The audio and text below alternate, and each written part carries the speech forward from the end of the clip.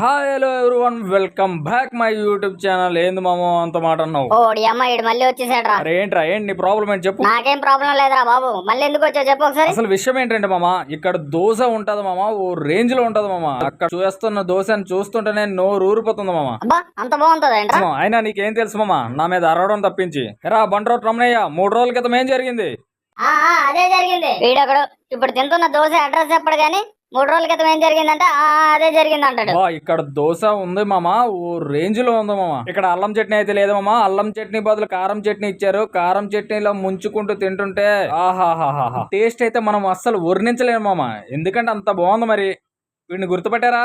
మనోడే. దోశ తిన్న తర్వాత అయితే మనమైతే 2 ఇడ్లీలు అయితే వేసుకున్నాం మామ. దాని మీద కొంచెం నెయ్యి వేసుకుని చట్నీలో ముంచుకొని తింటుంటే అద్భుతం మామ. అయినా చెప్పడం మర్చిపోయాను, Srinivasa tiffins, Sanjeev Reddy Nagar, third road మామ. నువ్వైతే అలా చూస్తూ ఉండకపోతే లైక్, షేర్ అండ్ సబ్స్క్రైబ్ చేసుకో మామ. నెక్స్ట్ వీడియో కోసం కామెంట్ చేయ.